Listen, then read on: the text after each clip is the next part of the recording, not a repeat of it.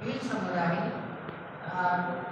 त्रेता युग से पूर्व का इतिहास जहाँ तक मैंने पढ़ा है उसके पहले का इतिहास है।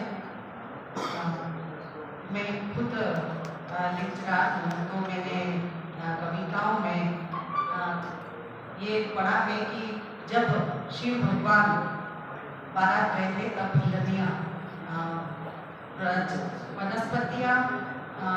वनस्पतियों से तैयार होकर के बारात गए थे। तो स्वाभाविक है कि भील का जो साम्राज्य रहा है या भील का जो अस्तित्व रहा है वो अति प्राचीन है। और स्त्रियों के बारे में मैं कहूँ तो भील स्त्रियों की दुनिया अंधेरी दुनिया कहा गया है, लेकिन कमजोर नहीं है। भील स्त्रियाँ अंधेरे में रह करके भी वो फैलाती है, वो बहुत शक्तिशाली है। हर परिस्थितियों से लड़ करके भी आगे आती है। ऐसा इतिहास में भी जैसे कि हमारी जोधा अवंतीबाई जो भी थी, और जोधा झलकारीबाई और जोधा हमारी कालीबाई, जिनको की राजस्थान की कालीबाई है, जिनको कि अंग्रेजों ने पढ़ाई लिखाई करने से मना करते थे तो वो तो नहीं जाते थे, लेकिन दूसरे जाते थे तो उनके गुरुजी को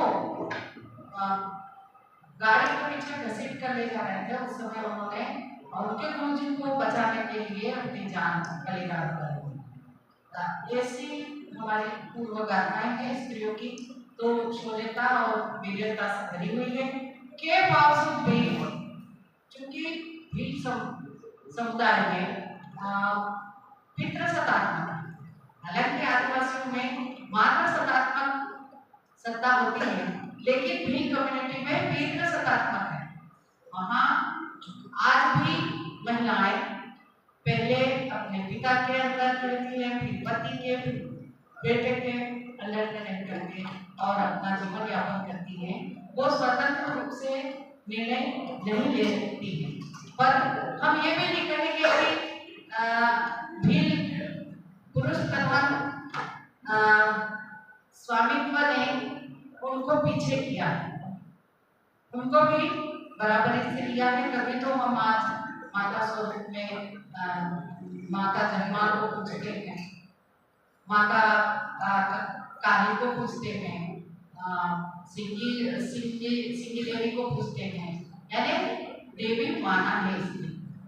तो हम इतना नहीं कहेंगे बिल्कुल अंधेरे में है, फिर भी जमाने को लेकर हम देखेंगे तो जरूर बिल्डियां आज अंधेरे में ही चीजें नहीं है। आज वो आगे उतनी ज्यादा नहीं है। तो यदि हम अंधेरे में देखें तो केवल जैसे मैं झाबुआ जिले से आई हूँ तो मेरे डिस्ट्रिक्ट में 92% आदिवासी, अब 92% आदिवासियों में से आधी जो महिलाएं हैं तो वो महिलाएं 50% में से केवल 10% शिक्षित और 40% आज भी ग्रामीण क्षेत्र में उन्हें कुछ भी नहीं पता। वो अभी मैं मेरे अनुभव से बताऊं, मेरी बहू जो पोस्ट ग्रेजुएशन की हुई है लेकिन अभी तक ट्रेन में नहीं बैठी है। हाँ, वो ट्रेन में नहीं बैठी है। ट्रेन उनके पेयर से 20 किलोमीटर, फिर भी वो अभी ट्रेन में नहीं बैठी है। तो आप बताइए कितनी अंधेरी दुनिया है। उसी से अनुमान लगाओ कि कितनी 50% महिलाएं अभी तक अंधेरी दुनिया में ही जी रही है।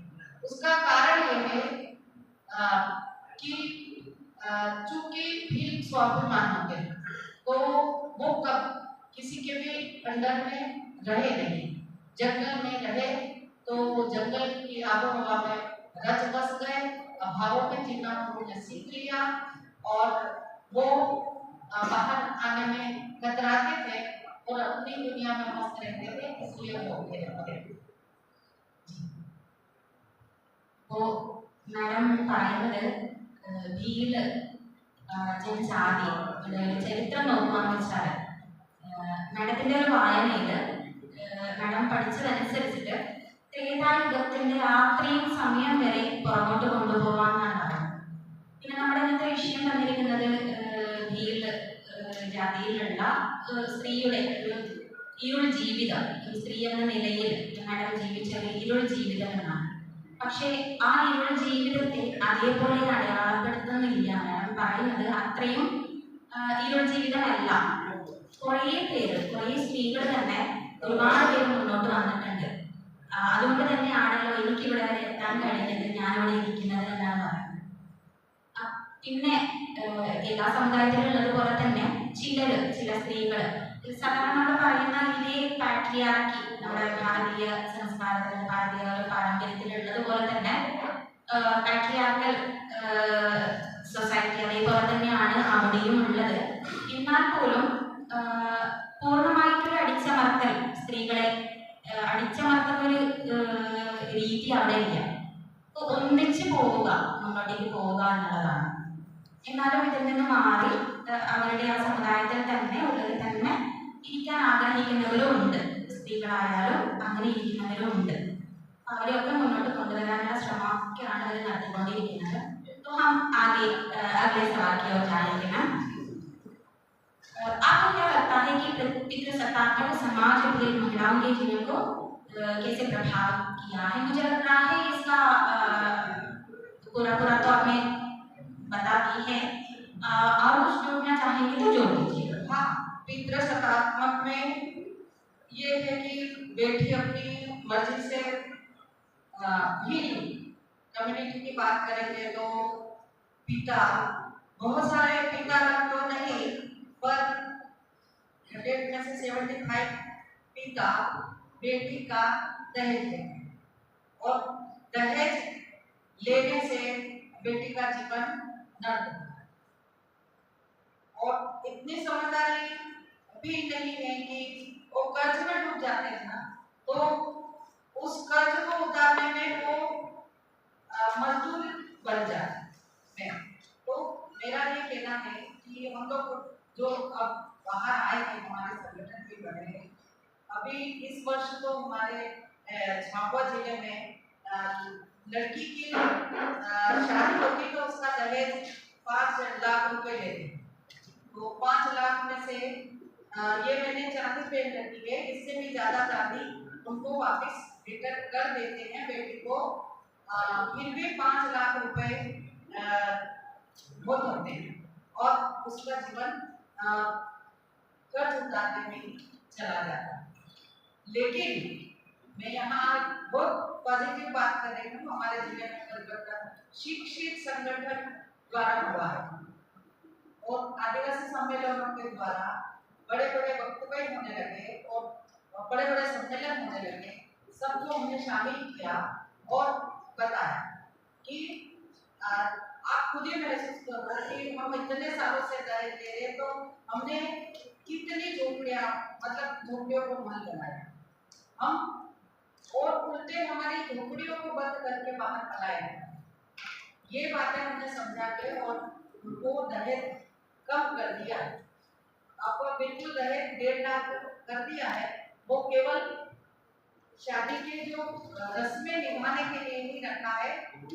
और ये ज्यादा चांदी पे ज्यादा वो बड़ा खर्चा ये आप मत करो, सादा सिंपल जो कुछ भी करना है सादा सिंपल। लेकिन मैं आपको बताती हूँ कि 1985 में मेरी शादी हुई। उस समय मेरे पिताजी ने 1 रुपया नहीं लिया। मेरे पिताजी भगत थे, भगत भील का मतलब होता है कि वो भजन भाव करना है और थोड़ा सा इसकी ओर चले गए थे, ईश्वर की ओर। तो उनमें समझ विकसित होगी, तो उन्होंने बोला कि बेटी का दहेज लेकर के क्या। उस समय 900 रुपए दहेज चल रहा था 1985 में, केवल 900। लेकिन जैसे जैसे चांदी का भाव बढ़ता गया और जो वस्तुएं महंगी होती गई, खान-पान महंगा होता गया, कपड़े लत्ते ज्यादा बढ़ते गए। पहले हम एक ड्रेस में 1 साल निकालते थे, और दीपावली से दीपावली करीब थे। अब अभी कम से कम ये जो घाघरे हैं वो 5 होने लगे। तो आप बताइए कि खर्चा बढ़ा है, तो खर्चा बढ़ा है तो एक दहेज भी बढ़ा है, ये बात हो गई। तो इसको हमने कम भी किया। जी गोरिया आपके इसमें शामिल किया जाता है? यस, मैं अपनी भगोरिया की गा लेती हूँ।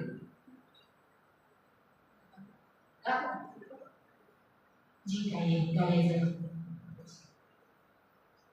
मारा आंगन में, मारा आंगन में आमली मोराई, मारा आंगन में आमली मोराई, ये तो कोयली कूके कू कू, आमली मोराई मारा आंगन मारा आंगन आमली मोराई, मारा आंगन आमली मोराई, ये तो कोयली कूके कू आमली मोराई मारा आंगन भगोरु भरायु सबवा हाटू भगोरु भरायु सबवा हाटू सेलयो आवियो गामरनु मरमा, सेलिया आया गरिया कामटी लई, इतो कुराटी करे होई तो बपकारी करे ओ गामरनु मरमा, मारा सबवा भगोरु भरायु, मारा सबवा भगोरु भरायु, दमादळो वागे सबवा हाटू मादळो वागे सबवा हाटू थाली वागे सबवा हाटू, ईतो नासे कूदे, ईतो नासे कूदे, ईतो किलोल करे मारा हाटू, ईतो खुशियो मनावे भगोरिया हाटू दादा बुआ भगोरु भरायु, दादा बुआ भगोरु भरायु, ये तो कोयली कूके भगोरु भरायु सबवा हाटू। जय जवाहर। बहुत बहुत धन्यवाद मैम। और इन्होंने दूसरे प्रश्न के लिए जो उत्तर दिया है उसे तो मलयालम में बोलना चाहिए मुझे। मैडम ഇത് പാട്രിയാർക്കൽ സൊസൈറ്റിയുടെ ഭാഗത്ത് ഞാൻ ക്വസ്റ്റ്യൻ ആൻസർ പറഞ്ഞിരിക്കുന്നത് വിവാഹവുമായിട്ട് ബന്ധിപ്പിച്ചിട്ടാണ്. ഒരു കല്യാണത്തിന് എങ്ങനെയാണ് സ്ത്രീധനം ഉണ്ടായിരുന്നത്, മുന്നേ എങ്ങനെയാണ് ഉണ്ടായിരുന്നത്, ഇപ്പോഴത് ഈ തരത്തിലോട്ട് മാറിയിട്ടുണ്ട് എന്നുള്ളതാണ്. മാം ഇട്ടിരിക്കുന്ന ആഭരണങ്ങൾ നമുക്കറിയാം, നമ്മൾ പലതും കേട്ടിട്ടുണ്ട്. നോർത്ത് ഇന്ത്യയിൽ ഈ സൗത്ത് ഇന്ത്യയിലുള്ളത് പോലെ സ്വർണ്ണമല്ല സ്ത്രീധനമായിട്ട് കൊടുക്കുന്നത്, വെള്ളിയാണ്, വെള്ളി ആഭരണങ്ങളാണ്. അപ്പൊ ഈ അണിഞ്ഞിരിക്കുന്നത് പോലെയുള്ള നിറയെ ആഭരണങ്ങൾ കൂടാതെ പണമായിട്ടും ഈ സ്ത്രീധനം കൊടുക്കുന്നുണ്ട് എന്നാണ് പറഞ്ഞത്. അപ്പൊ മാഡത്തിന്റെ മംഗള മാഡത്തിന്റെ വിവാഹത്തിന്റെ സമയം തുച്ഛമായിരുന്നു എന്ന് പറയുന്നത് നമ്മൾ ഇന്നത്തെ ഒരു സാഹചര്യത്തിൽ നിന്ന് നോക്കുമ്പോൾ നമുക്കത് തുച്ഛമായിട്ട് തോന്നാം. പക്ഷെ അന്നത്തെ പണത്തിന്റെ മൂല്യം അനുസരിച്ച് അതൊരു വലിയ തുക തന്നെയായിരുന്നു. അപ്പോൾ ഇപ്പോൾ 5 ലക്ഷം വരെ കൊടുക്കുന്നുണ്ട് എന്നാണ് മാഡം പറയുന്നത്. പക്ഷെ അത് കുറച്ച് കൊണ്ടുവരുന്നുണ്ട്. ആ ജനജാതിയിൽ തന്നെ ഉള്ളവരെ വിവാഹം കഴിക്കുന്ന സമയത്ത് ഈ കൊടുക്കുന്ന സ്ത്രീധനം എന്തായാലും ഒരു വീട്ടിലേക്കാണല്ലോ പോകുന്നത്. അതുകൂടി മാഡം സൂചിപ്പിക്കേണ്ടായിട്ട്. അപ്പൊ ആ വീട്ടിൽ ഒരു ഉന്നതി ഉണ്ടാകുന്നുണ്ട്. ആ ചെറിയ കുടിലുകള് വീടുകളായി മക്കാനായി മാറുന്നുണ്ട് എന്നോട് പറഞ്ഞിട്ടുണ്ട്. അതിലായിരിക്കണം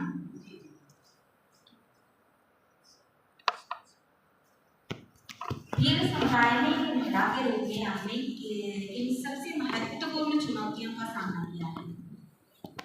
किन चुनौतियों को आपने सामने किया है? आपने पहले से कहा है आपने मैं यहाँ तक पहुँच चुकी हूँ ना, तो यहाँ तक पहुँचने के लिए किन किन चुनौतियों का सामना किया है? यदि मेरी व्यक्तिगत बात की जाए तो मैं 6 महीने की थी तब मेरी माँ ये अपना लीपने की जो मिट्टी होती है वो मिट्टी लेने गई थी, उस मिट्टी में दब गई। हाँ जी, जो मिट्टी होती है उसमें दब गई थी। तो मुझे मेरी बुआ ले गई थी। मेरे फूफा जी थे, वो थोड़े जागरूक परिवार के थे और पहले जो मुखिया गांव का पटेल जो होता था, आजकल तो सरपंच 1-2 गांव के होते हैं, पहले 50 गांव का एक मुखिया होता। तो मेरे फूफा जी 50 गांव के पटेल थे, तो उनमें थोड़ी जागरूकता थी, तो उन्होंने मुझे पढ़ने के लिए भेजा। तो गांव वाले सब बोलते थे पढ़ा लिखा के क्या करोगे, है ना, ये तो लड़कियां पढ़ाई है तो ये तो दूसरों का भला करेगी, तुम्हारा क्या भला। तो मेरे माता पिता और मेरे माता तो थी नहीं, मेरी बुआ और फुआ जी बोलते थे कि लड़कियों को पढ़ाओ और लड़कों को भी पढ़ाओ, है ना। तो उस जमाने में 1971 में भर्ती किया और 1971 में मैं भर्ती किया। तब शिक्षा हमारे यहाँ बिल्कुल 0 थी, ग्रामीण क्षेत्र की। तो उस समय कोई बेटी को पढ़ने के लिए नहीं भेजते थे, वो यही बोलते थे बेटी सूर्या ने मुका मना सूर्यों के पढ़ाई घर से बिसाना भेज जाए, ऐसे भीली में बोलते हैं। हमारे भीली की भाषा में बोलते हैं कि बेटिया ने मुका मना बेटियों पढ़ाई घर से ने क्या बिसाना भेज जाए ने अरे ते अपना घेर रहे थे काम सीखे अने काम ऐसा। अच्छा, हिंदी में बोलिए ना। हाँ, ये हिंदी में ये बोलते हैं कि लड़कियों को काम सिखाओ, लड़कियां काम सीखेगी तो पढ़ाई घर जाएगी तो काम करेगी, नहीं तो ससुराल वाले उसको ताने मारेंगे, तेरी माँ ने तेरे पिताजी ने क्या सिखाया, बस यहाँ तक ही सीखेंगे। लेकिन तो मुझे भी ऐसा बोलते थे, लेकिन मैं एक साथ मेरे फूफा जी के 5 बच्चे पढ़ रहे थे तो उनके साथ में चले गए। मैं एक बार भी फेल नहीं हुई, बढ़ती गई तो 10th तक आ गई। फिर 10th में मेरा रोका हो गया, मतलब मुझे रोक दिया कि बोले अब नहीं, अब लड़की 16 साल की हो गई है तो अब इसकी शादी करना जरूरी है, नहीं तो ये लेकर के भागना है ने, और लड़का पसंद आ रहा है तो उसके साथ चले। वो आप बता रहे थे भगोरिया में भाग जाते, नहीं भागते। वो तो एक हमारा होली का बहुत बड़ा त्योहार होता है, त्योहार हाट होता है, तो सारे लोग जो साल भर इधर उधर पलायन में रहते हैं या काम में रहते हैं, वो ये होली का बड़ा त्योहार होने के कारण सब सामूहिक रूप से उस भगोरिया घाट में नाचते गाते हैं। ऐसे ही ये जो खूब प्रचार कर रखा है कि भील लोग आदिवासी लोग भगोरिया घाट में आते हैं और एक दूसरे के गाल में गुलाल लगा करके और फिर उनको पसंद आ जाता तो वो भाग जाते, नहीं भागते हैं वो ऐसा नहीं है, वो उनका हाट है बहुत बड़ा, मतलब त्योहारी हाट है। इसी तो मुझे मेरी बारी आई तो मेरी बहुत दुख भरी कहानी है कि मैं कैसे आगे बढ़ी। बहुत अवरोध आए, मुझे 10वीं से रोकना चाहा, तो मैंने ये सीधा जवाब दिया कि लड़का भगा ले जाएगा, मैं जाऊंगी तो ही वो मुझे ले जाएगा, है ना। तो हमारे इसमें रिवाज है कि जो पसंद आ गई है तो उसको कंधे पे बिठा के 5 जने लेके चले जाए। पसंद लड़की आ गई तो उसको कंधे पे बिठा के 5 जने ले जा। वो पहले थी, यानी 20 साल पहले की प्रथा है। अब ऐसा नहीं करते हैं। तो मेरे समय पे ऐसा ही था कि तुमको कोई बिठा के ले चला जाएगा, पर मैं ये बोलती थी कि मैं जब तक नहीं चल के जाऊंगी वहां तक, तब तक कौन ले जाएगा मुझे। तो फिर शादी हुई। अब शादी भी ऐसी जगह हुई कि पुरुष प्रधान सत्ता तो है। अब वो सब संयुक्त परिवार में रहते हुए मैंने सर्विस की, और रात को हमारे पतिदेव सो जाते थे तब मैं लेकर का मैं मास्टर ट्रेनर्स रही हूँ सच। तो मास्टर ट्रेनर्स तो मैं आपको हकीकत बताती हूँ और दुनिया के सामने मेरी बात जाएगी। और एक बार मैंने ट्रेनिंग दे रही थी और ट्रेनिंग में मैंने बहुत अच्छा गाना गाया। तो कोई टीचर्स थे बाहर, बोले यार ये किसकी मिसेस है। तो योग से हमारा ही सर थे, तो बोले पता नहीं मैं मुझे भी ये किनकी मिसेस है। तो घर आकर के बोले कल से ट्रेनिंग देना मना है। क्यों? तो बोले कि नहीं तुमको ट्रेनिंग नहीं देना है, तुम गाना वाना गाती हो, ये करती हो, तो जाना नहीं। तो मैंने कहा कि ये तो मेरी रोजी है, शिक्षा है, और एक्टिविटी के आधार पर यदि हमें शिक्षा देना है तो मुझे तो नाचना पड़ेगा, तो भी नाचूंगी। तो आप बात कमाने, सर के हाथ में रेडियो था, टीवी का जमाना नहीं था, 95 की बात होगी। तो उस समय 94-95 में वो रेडियो था, उस रेडियो को 1 2 3 बार मारा, ये दांत तोड़ दिया, अभी तक दांत टूटा हुआ है। आप मेरे अनुभव बता रहे हो तो मैं बता रही हूँ। तो इस तरह से मुझे रोका। तो मैंने सोचा कि पतिदेव सो जाए, उसके बाद अपन अपना लेसन प्लान तैयार करें और टूल्स तैयार करें। तो हमारे पतिदेव सो जाते थे, उसके बाद मैं टूल्स तैयार करती थी और लेसन प्लान बनाती थी और दूसरे दिन मास्टर ट्रेनर्स का काम करती थी। उसके बाद हर मतलब कोई अच्छा काम करने जाओ तो कांटे की बागड़ रहती थी, तो बागड़ के बाहर सोना, लेट क्यों हो गए, बागड़ के बाहर सोना। ये इस प्रकार के बहुत सारा प्रताड़ना हुई है, फिर भी लगन था और प्रतिभा थी। तो मुझे मेरे पयोधी साहब जो ट्राइबल इंस्टीट्यूट ऑफ भोपाल के अनुसंधान अधिकारी सर थे, उन्होंने एक बार झाबुआ जिले का दौरा किया और मुझे पहचाना और कोई मुझे हाँ लक्ष्मी नारायण जी पयोधी, उन्होंने मुझे आगे लाए कि बोले कि नहीं आपको मतलब इस कार्य के लिए हकीकत आपको बताओ कि शब्दकोश तैयार कर रहे हैं भीली भाषा का। तो प्रोफेसर जगदीश शर्मा जी, आप जब उनको जानते हो तो उनको भी मैसूर वाले है ना, उन्होंने हमारे साथ बैठ करके और शब्दकोश तैयार किए और हमने भीली व्याकरण बनाए। तो उस समय उन्होंने मुझे बाहर निकाला, बोले कि आप बहुत मतलब आप अपने आप को नहीं पहचान, आपके पास क्या, हमको सब दे दो आप। तो मैंने फिर 2006 से सतत में बाहर आई और हर TRI का मैं जो वर्कशॉप में गए वहाँ मैं गई हूँ, मैंने सब काम किए हैं, जिले में भी सब काम किए हैं। बस आता जाता है, कभी जो भी प्रताड़ना मिले उसको सहते हुए आगे बढ़े। मैं हार नहीं मानी, मैंने कहा कि ये फिर मेरे पिताजी ने भी बोला था कि देखो बेटा, हरामी एक दिन हारता है और जो मतलब जो प्रबल होता है वो प्रबल होता है, वो आगे बढ़ता है। तो तुम कभी मत हारना, आगे ही बढ़ती रहना। इस तरह से हमारे पापा ने हमको बोला था, तो मैं आगे बढ़ी और आज मैं देश नेशनल स्तर तक के प्रोग्राम में तो विदेश तो नहीं गई, झूठ क्यों बोलना, पर मैं नेशनल में अपना जरूर जाएंगे। खेल समुदाय के लिए समर्पित हूँ। जी सर। അവരെ ജീവിതത്തിൽ അനുഭവിച്ച കുറച്ച് കാര്യങ്ങളാണ് നമ്മുടെ മുന്നിൽ പറഞ്ഞിട്ടുള്ളത്.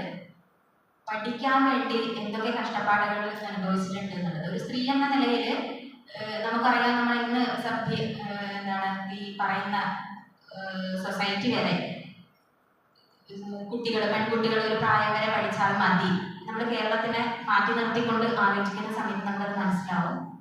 നോർത്ത് ഇന്ത്യയിലെ പല ഗ്രാമങ്ങളിലും നഗരപ്രദേശങ്ങളിൽ പോലും വേണമെങ്കിൽ ഇത്തരത്തിൽ കാണാം. പെൺകുട്ടികൾ ഒരു കൃത്യമായ ഒരു വിദ്യാഭ്യാസം അവർക്ക് കൊടുക്കുന്നില്ല. അതിന് കാരണമായിട്ട് പറയുന്നത് പഠിച്ചിട്ട് വലിയ കാര്യമൊന്നുമില്ല, എന്തായാലും മറ്റൊരു അടുക്കളയിൽ പോകാനുള്ളതാണ്, ഇനി മറ്റൊരാണിൻ്റെ അധീനതയിൽ എത്താനുള്ളതാണ്, കല്യാണം കഴിച്ച് പോകാനുള്ളതാണ്, മറ്റൊരു വീടിനെ നയിക്കാനുള്ളതാണ്, അതിന് വലിയ വിദ്യാഭ്യാസത്തിൻ്റെ ആവശ്യമൊന്നുമില്ല. പക്ഷേ അവരെ 10ാം ക്ലാസ് വരെ എങ്ങനെയെങ്കിലും നിർബന്ധ ബുദ്ധിയോടെ അവർ പഠിക്കുകയും 10ാം ക്ലാസ് എത്തിയപ്പോൾ അവിടെ ഒരു തടഞ്ഞു വെക്കൽ വീണ്ടും ഉണ്ടാവുകയും ചെയ്തു. പിന്നെയും സ്വന്തം ആത്മബലത്താലാണ് അവർ പഠനം മുന്നോട്ടേക്ക് കൊണ്ടുപോയിട്ടുള്ളത്, ഇവിടെ വരെ എത്തിയിട്ടുള്ളത്. അതിനിടയിൽ B.Ed ചെയ്യുന്ന സമയത്താണ് അവർ സ്വന്തം അനുഭവം പറഞ്ഞത്, വീട്ടിലുണ്ടായ ഒരു അനുഭവം പറയുന്നത്. അവിടെ ട്രെയിനിങ് നടന്നുകൊണ്ടിരിക്കുന്ന സമയത്ത് നമുക്കറിയാം, B.Ed ഒക്കെ ചെയ്യുന്നവർക്ക് കൃത്യമായിട്ട് അറിയാം, അത് കുറേ ആക്ടിവിറ്റീസ് ചെയ്യാനുണ്ടാവും. അത്തരത്തിൽ സ്റ്റേജിൽ ഒരു പാട്ട് പാടുകയും അത് വളരെയേറെ ശ്രദ്ധിക്കപ്പെടുകയും ഇത് ആരുടെ ഭാര്യയാണ് എന്നുള്ളൊരു ചോദ്യം ഉണ്ടാവുകയും, അങ്ങനെയാണല്ലോ ഒരു സ്ത്രീക്ക് സ്വന്തമായ ഒരു വ്യക്തിത്വം ഇല്ല, അവൾ ആരുടെയോ ഭാര്യയാണ്, അവൾ ആരുടെയോ മകളാണ്, അവൾ ആരുടെയോ അനിയത്തിയാണ് എന്നുള്ള തരത്തിലാണ് നമ്മുടെ സമൂഹം അന്വേഷിക്കുന്നത്. അപ്പൊ അതേ തരത്തിൽ അന്വേഷിക്കുകയും ഇത് ആരുടെ ഭാര്യയാണെന്ന ചോദ്യം ഉയരുകയും ഈ ഒരു വാർത്ത അതേപോലെ തന്നെ ഭർത്താവിൻ്റെ അടുത്ത് എത്തുകയും ചെയ്യുന്നു. അപ്പോൾ വീട്ടിൽ കിട്ടിയ ഒരു പ്രതികരണം, അവിടെ കിട്ടിയ ഒരു പ്രോത്സാഹനമല്ല വീട്ടിൽ നിന്ന് ലഭിച്ചത്, നീ നാളെ മുതൽ പഠിക്കാൻ പോവണ്ട എന്നാണ് പറയുന്നത് ഭർത്താവ്. അപ്പൊ അതിന് എതിരെ അല്ല, എനിക്ക് പോകണം എന്ന് പറയുന്ന സമയത്താണ് അവർ പറഞ്ഞത്, വീട്ടിൽ അപ്പോൾ TV ഉണ്ടായിരുന്നില്ല. 1995, 94, 95 നടന്ന സംഭവമാണ്.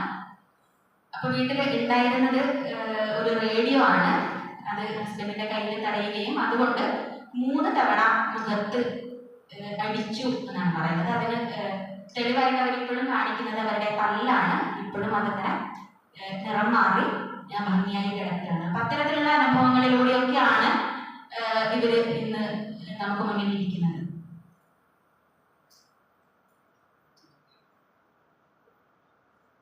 तो ये मेरा प्रश्न ही था, आपने घरेलू हिंसा या शोषण के किसी भी रूप को देखा या अनुभव किया है? तो आपका अनुभव आपने अभी तो बताया है।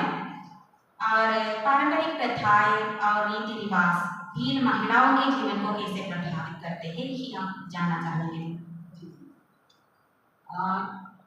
भी परंपराएं, प्रथाएं और रीति रिवाज, जी जी जी, अभी जो आपकी जो संस्कृति है ना, आपके समुदाय की जो संस्कृति है, इससे जुड़कर रहने से क्या महिलाएं कुछ पीछे हाँ या पीछे जा रही है या आगे बढ़ रही है? देखो, रीति रिवाज, परंपराएं और प्रथाएं, ये आदिवासी समाज की अच्छी प्रथाएं भी हैं, अच्छे रीति रिवाज भी हैं, अच्छी परंपराएं हैं। इनको हमको आगे तक ले जाना है। उसका कारण ये है कि यदि हम छोड़ देंगे तो हमारा कोई अस्तित्व ही नहीं रहेगा। जैसे कि मैं आपको अनुभव बता रही हूँ कि हमारे जमाने में सब ऐसा बोला कि पढ़ो पढ़ो पढ़ो, आप लोग बहुत पिछड़े हुए हो, आप लोगों का बहुत मतलब सुधरते नहीं हो, सुधरो, देश के साथ चलो। तो 20 से 30 साल बहुत आदिवासियों ने संघर्ष करके आगे बढ़े और आगे बढ़ करके और कदम से कदम मिलाने की कोशिश की है ना। तो वो देखा जमाने के साथ में चल रहे हैं, तो वो जंगली और जाति से अलग हटे ही नहीं।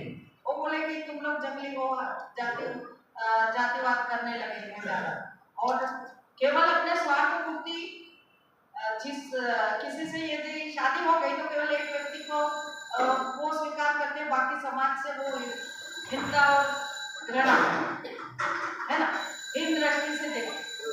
तो हमको समझ में आया, पढ़े लिखे को जो बड़े बड़े अधिकारी बन रहे थे उनको भुक्त भोगी हैं वो, तो वो वापिस रिटर्न हुए कि अरे हम इनके कदम से कदम मिलने के लिए आगे आए थे और हमको तो ये स्वार्थ पूर्ति यूज कर रहे हैं। उसके बाद हमारा मतलब इनके साथ जुड़ने के कारण हमारा अस्तित्व खत्म हो रहा है, क्योंकि देखो रोटी व्यवहार बेटी व्यवहार तो हो नहीं रहा है ना। केवल वोटिंग के समय और कोई माजमा खड़ा करना हो तब भीड़ इकट्ठी करने के लिए, और ऐसे हम आदिवासियों का प्रयोग करते है ना। जो मतलब शहर कस्बे सिटी ये सब अंदर थे और जो बागड़ थी वो आदिवासी लोग थे। तो जितने भी बाहर से आक्रमण हुए तो किसने झेले? आदिवासियों ने पहले झेले, फिर भी उनको दूर करते गए, वो सुरक्षित रहते थे, वो कवच बने, फिर भी उनकी महत्ता को नहीं पहचाना। तो उस महत्ता को नहीं पहचानने के कारण और साथ में नहीं लेने के कारण अभी तो और हालत बिगड़ गई है। अभी तो सुधरने ही नहीं देना चाहते, आरक्षण खत्म कर रहे। अरे जो पुराने जहां से जैसे कि आज भी राबड़ी खा करके बच्चा पढ़ने के लिए आता है और वो किस हालत में सोता उठता बैठता, आज बिल्कुल वीआईपी कक्ष में बैठे हुए के साथ में उसका वो किया जा रहा है, उसको परिष्कृत किया जा रहा है, तो कहाँ से हो पाएगा? तो ये भी कारण है कि अस्तित्व हमारा अस्तित्व खो न जाए, इसलिए हम हमारी अच्छी अच्छी परंपराएं रीति रिवाज को बना के रखेंगे और हमको लेकर के चलेंगे। मतलब हम ऐसी योजनाएं बनेगी तो जरूर हम लोग अच्छी योजनाओं के साथ में चलेंगे और चलना भी चाहिए। उसी से विकास है और वही परिवर्तन भी विकास का एक सशक्त माध्यम है। तो शिक्षा के लिए हम आगे आ रहे हैं और शिक्षित जो हो गए हैं वो संगठित होकर के और पिछड़े और अशिक्षित लोगों को आगे बढ़ाने का प्रयास हम लोग कर रहे हैं। മംഗള മാഡം പറയുന്നത് വിദ്യാഭ്യാസം തന്നെയാണ് ഒരു സമുദായത്തിനെ മുന്നോട്ടേക്ക് നടത്താനുള്ള ഏറ്റവും നല്ല മാർഗം എന്നാണ്. അതിന് ഉദാഹരണമായിട്ട് നമുക്ക് മാഡത്തിൻ്റെ ജീവിതം തന്നെ എടുക്കാം. മാത്രമല്ല നമ്മൾ ഈ ഒരു പൊതുസമൂഹം എന്ന് പറയുന്നത് എപ്പോഴും ആദിവാസി സമുദായത്തിനെ അകറ്റി നിർത്തിയിട്ടേ ഉള്ളൂ എന്നാണ് അവരനുഭവം പറയുന്നത്. ഒരുപക്ഷെ ചേർത്ത് പിടിക്കുന്നുണ്ടാവാം, അത് വോട്ടിന് വേണ്ടിയാണ് അല്ലെങ്കിൽ മറ്റേതെങ്കിലും തരത്തിൽ അവരെ ഉപയോഗപ്പെടുത്താൻ വേണ്ടി മാത്രമാണ്. അതിനപ്പുറത്തേക്ക് ഒരു ബന്ധം സ്ഥാപിക്കാൻ ഒരിക്കലും അവർ തയ്യാറാവുന്നില്ല. ഈ പൊതുസമൂഹം അതിൻ്റെ കൂട്ടത്തിൽ കൂട്ടാൻ അവർ തയ്യാറാവുന്നില്ല. അവർ ഉപയോഗിച്ചൊരു അതിനൊരു ടേം പറഞ്ഞത് റോട്ടി വ്യവഹാർ ബേട്ടി വ്യവഹാർ എന്നാണ്. ഈ റോട്ടി വ്യവഹാർ എന്ന് പറഞ്ഞാൽ ഭക്ഷണം, നമ്മൾ ഒന്നിച്ച് ഭക്ഷണം കഴിക്കുക എന്നുള്ളതാണ് ഒരു സമുദായമായി അംഗീകരിക്കുക, അത് ഒരു സമൂഹമായി അംഗീകരിക്കുക എന്നുള്ളതിനെ നമ്മൾ ഉദാഹരണമായിട്ട് കാണിക്കുന്നത്. എല്ലാവരും ഒന്നിച്ച് ഭക്ഷണം കഴിക്കുക, പക്ഷെ ആ കഴിക്കേണ്ട സമയത്ത് ഒരു സമുദായത്തിനെ, ഒരു ജനജാതിയെ അവർ മാറ്റി നിർത്തുന്നു, ആ ഒരു സമൂഹം മാറ്റി നിർത്തുന്നു എന്നുണ്ടെങ്കിൽ ഒരിക്കലും ഇതെല്ലാം ചേർന്നൊരു സമൂഹമായി മാറുന്നില്ല. അവർ വ്യത്യസ്തം തന്നെയാണ്. പൊതുസമൂഹം എന്ന് പറഞ്ഞ് നിർത്തുന്ന ഒരു ഭാഗത്ത് നിന്നും ആദിവാസികളെ എപ്പോഴും അകറ്റി നിർത്തുന്നു. അടുത്തതായി പറഞ്ഞത് ബേട്ടി വ്യവഹാരമാണ്. അത് വിവാഹബന്ധത്തെ ആയിട്ട് കണക്ട് ചെയ്തിട്ടാണ് പറഞ്ഞിട്ടുള്ളത്. അപ്പോൾ വിവാഹം ഒരിക്കലും ഇത്തരത്തിലുള്ള ഒരു ജനജാതിയിൽ നിന്ന്, ഒരു സമുദായത്തിൽ നിന്ന് വിവാഹം കഴിക്കാൻ മറ്റുള്ളവർ തയ്യാറാകുന്നില്ല. ഇനി തയ്യാറായാലും, അവരോട് ഞാൻ കുറച്ചുകൂടി സംസാരിച്ചിരുന്നു, ഇനി തയ്യാറായാലും ചെയ്യുന്നത് ആ ഒരൊറ്റ പേഴ്സൺ, ആ ഒരൊറ്റ വ്യക്തിയെ മാത്രമാണ് സ്വന്തം ജാതിയിലേക്ക് അല്ലെങ്കിൽ സ്വന്തം സമുദായത്തിലേക്ക് സ്വീകരിക്കുന്നത്. ഇത് കല്യാണം കഴിച്ചേക്കാം, പക്ഷെ എന്നാലും ആ ഒരു വ്യക്തിയെ മാത്രമാണ്. ആ ബന്ധം ഉണ്ടാവുന്നത് നമുക്കറിയാം. നമ്മളൊരു വിവാഹ ബന്ധം എന്ന് പറയുന്നത് ഒരു രണ്ട് വ്യക്തികളെ മാത്രം യോജിപ്പിക്കുന്നതല്ല, രണ്ട് കുടുംബത്തെ, രണ്ട് സമുദായത്തെ, മൊത്തം സമൂഹത്തെ പക്ഷേ അത് ആ രണ്ട് വ്യക്തികൾ മാത്രം തമ്മിലുള്ള ഒരു ബന്ധമായിട്ട് മാത്രം മാറുകയും സമുദായങ്ങൾ മുന്നേ ഉണ്ടായിരുന്നത് പോലെ തന്നെ അല്ലെ ജാതികൾ മുന്നേ ഉണ്ടായിരുന്നത് പോലെ തന്നെ അകന്നു നിൽക്കുകയും ചെയ്യുന്ന ഒരവസ്ഥ ഉണ്ട് എന്നാണ് പറയുന്നത്. അതാണ് ഈ റോട്ടി വ്യവഹാർ ബേട്ടി വ്യവഹാർ എന്നതുകൊണ്ട് ഉദ്ദേശിച്ചത്. അതുകൂടി ചേരുമ്പോൾ മാത്രമേ എന്താവുള്ളൂ, ഈ ഒരു പൊതുസമൂഹത്തിലേക്ക് ആദിവാസി ജനജാതിയിൽപ്പെട്ട വിഭാഗങ്ങൾ കൂടി ചേർന്ന ഒരു സമൂഹമായിട്ട് മാറുള്ളൂ. അങ്ങനെ ആയാൽ മാത്രമേ ഞങ്ങൾക്ക് ഇതിനോട് ചേരാൻ താല്പര്യമുള്ളൂ എന്നാണ് പറയുന്നത്. അല്ലാത്തിടത്തോളം ഞങ്ങൾ ഞങ്ങളുടെ സ്വന്തം അസ്തിത്വം അങ്ങനെ വെച്ചുകൊണ്ട് മുന്നോട്ട് പോകാനാണ് ആഗ്രഹിക്കുന്നത്. പക്ഷേ മറ്റു തരത്തിൽ അവർ മുന്നോട്ടേക്ക് വരാനുള്ള എല്ലാ ശ്രമങ്ങളും നടത്തുകയും ചെയ്യും. സ്ത്രീകളെ അടക്കം പെൺകുട്ടികളെ അടക്കം വിദ്യാഭ്യാസം നൽകിക്കൊണ്ട് നല്ല രീതിയിൽ മുന്നോട്ട് പോകാൻ അവർ ശ്രമിക്കുന്നുണ്ട് അവരുടെ സമുദായത്തിനകത്ത്. हमारा समय तो हो रहा है, एक प्रश्न के साथ मैं समाप्त करूंगी। अपने और अपनी बेटियों और आने वाली पीढ़ी के लिए क्या आशा और आकांक्षाएं आपके मन में है,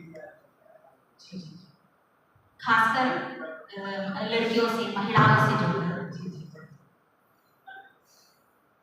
आकर ये क्या क्या आने वाले समय में आने वाले समय हाँ, अपने अपने अनुभव के जरिए आपने जो कुछ देखा आकांक्षाएं क्या है? हाँ, आकांक्षाएं क्या है?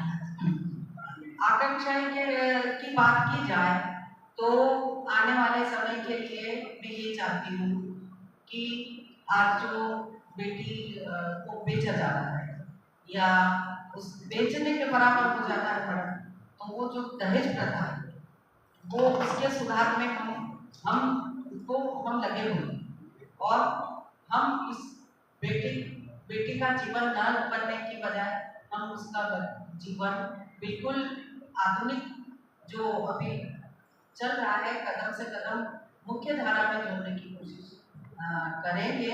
इसके लिए मिलकर के काम करना पड़ेगा और बेटी को भी ये समझ में आना चाहिए कि जीवन का महत्व क्या है और जीवन में जीवन क्या है। अभी बेटी भी की बेटी जीवन क्या है कुछ नहीं समझ पाती। जब तक वो पिता के पास में रहती है तो उसको और भी थोड़ी सुख में रहती है, लेकिन जब शादी हो जाती है तो उसका जीवन ही मतलब नर्क की तरह ही होता है। मैंने तो देखा है और अपवाद स्वरूप 8 से 10 लड़कियां 100 में से यदि सुखी है तो उसको सुख नहीं बोल सकते। हमको 90% में सुधार लाना है और हम लोगों का ही जो 3 वर्ग में बढ़ गए हैं, एक उच्च शिक्षित, एक मध्यम शिक्षित और एक जो वर्ग हमारा पीछे छूट गया है।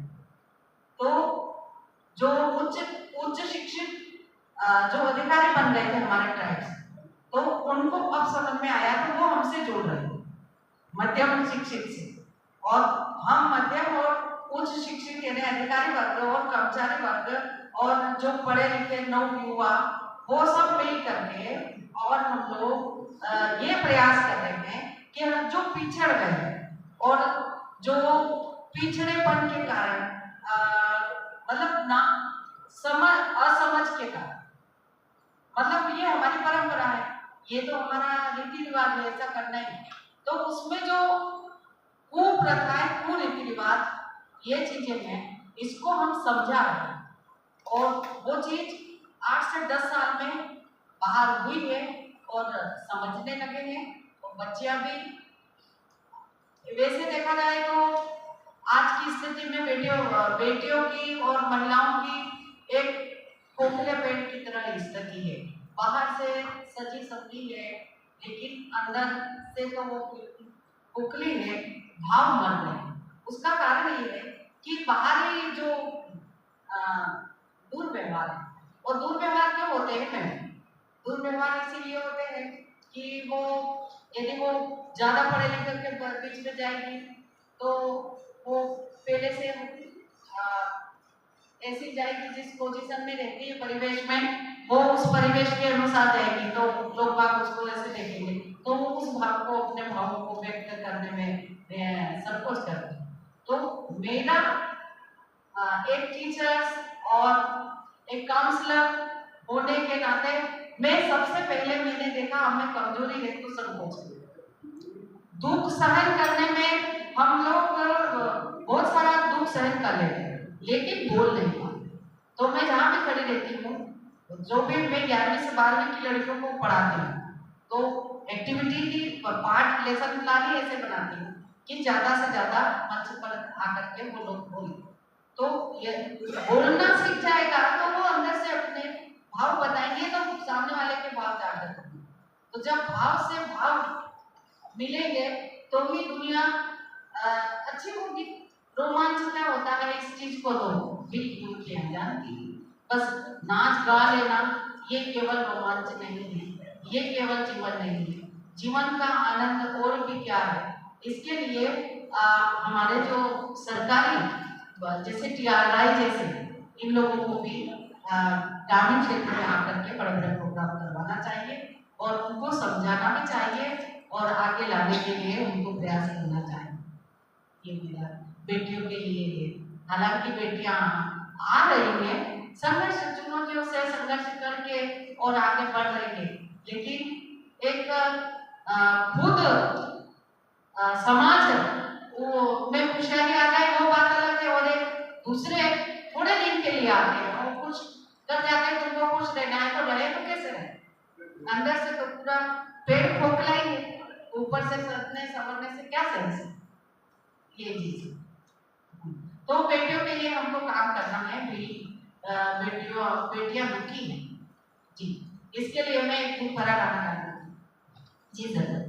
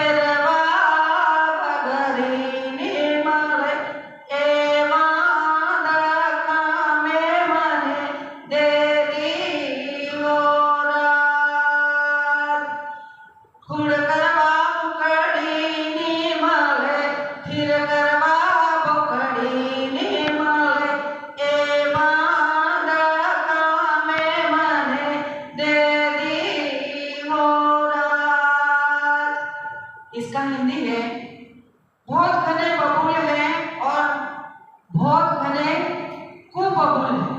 बबूल और कुबबूल, बबूल में सफेद सीधे सीधे कांटे होते हैं और कुबबूल बंजर भूमि में होते हैं। तो घने बबूल और घने कुबबूल वाली जमीन वाले घर में मुझे आपने ब्याह दी है, शादी कर दी है, और ओढ़ने के लिए कपड़ा नहीं है, पहनने के लिए घाघरा नहीं है, और खाने के लिए बर्तन नहीं है, और खुद ऐसे करते ना मुर्गी को, और तो मुर्गी तक नहीं है, और थिर करते हैं ना बकरी को, तो थिर करने के लिए बकरी नहीं है। ऐसे घर में मुझे ब्याह दी है, तो मैं साल भर पलायन पे रहती हूँ और मजदूरी करती हूँ। मेरी माँ और मेरे पिता आप पैसे के लोभी हो, ऐसी बच्ची अभी अपने भाव अभिव्यक्ति करती है, अपने भाव व्यक्त करती है गीत के माध्यम से। हालांकि ये गीत बहुत पुराना है, जब मैं ही छोटी थी, अरे मैं अभी मतलब 50 साल पुराना भी गीत होगा, तो उसके पहले की पीढ़ी भी यही गीत गाती होगी। तो बहुत समय से बेटियां दुख भरे गीत गाती है क्योंकि वो दुखी है। तो अभी बेटियों को आगे और करने के लिए हम लोगों का ही प्रयास जरूरी है। जी।